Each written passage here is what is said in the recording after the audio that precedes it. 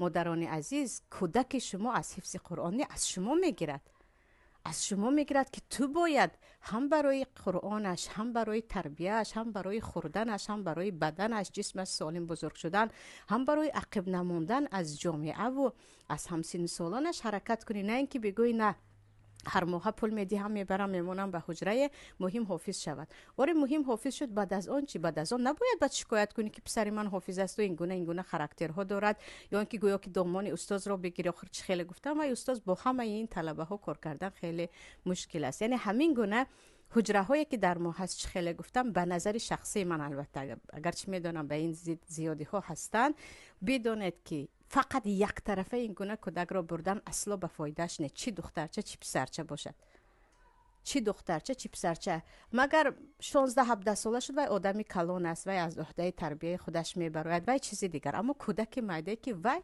به تربیه مادر نیاز دارد، و به این را کن آن را نکن، این را بگیر آن را نگیری، مادر نیاز دارد. نمیتوانیم خود را کاملا از مسئولیت آزاد کنیم و زیادی‌ها میگن در این خیلی ثواب زیاد است. در کجا گفته است که پیامبر صلی الله علیه و سلم این گونه کرده باشد؟ حضرت انس در خدمت پیامبر بودند، اما در نزد مادر خودشون رفته خواب میکردن، در خانه خودشون فقط ساعتها آمده هم از پیامبر تعلیم میگرفتن، هم به پیامبر کمک میکردن، که اساسا تقریبا کل علما طریقشون همین گونه است.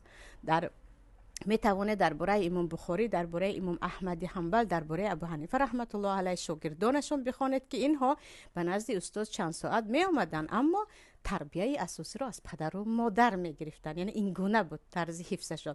بگذار در یک سال 2 پاره قرآن حفظ کند، 20 ورق، سال دیگر او ذهنش گشوده می شود و 3 پاره حفظ می کند. چه خیلی گفتم مثلا خواهر و برادرانی هستند که اونها محبت قرآن اینقدر در قلبشون است که حافظ نباشن، هم یک روز قرآن نخوانند اونها دیگر خودشون رو گم میکنن. مثل اینکه خوراک نخورده دیگر شما بدنتون قوت ندارد، من امروز کتابم را نقپیدم گویان خودشون رو دیگر از دست میدهند.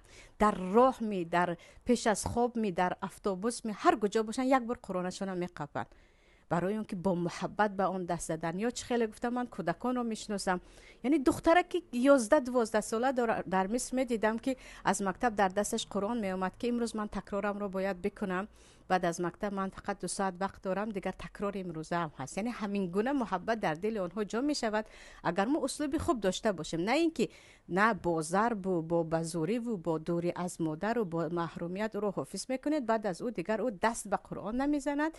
یعنی کم نیستن به الله قسم خواهران مادرانی که به من گفتن کودک من بعد از حافظی اصلا به دست قرآن نمیگیرد، میگوید من دلم به حضور میشود، یا میگوید من اینقدر به خاطر این کتاب شرطه خوردم و لطمه خوردم که دیگر نمیتوانم حفظ کنم. بعضیا برقصد فراموش کرده ها هم هستند، پدرم مجبورم کرد، من هم فراموش کردم، دیگر من کلان شدم، کسی مرا زوری کرده نمیتواند. آره هستن، بعضی هستن که در زندگیشون هست، اما با مجبوریت و با نفرت این کار خوب نیست و فرض هم نیست و از روی آداب یک پدر و مادر هم نیست که کودکت را این گونه کنی و به جای ثواب برعکس انسان گناهکار می شود وقتی کودکت را طور مجبور میکنی که باید نفرت به کتاب الله دارد، یعنی با زدن و با مجبور کردن و دیگر.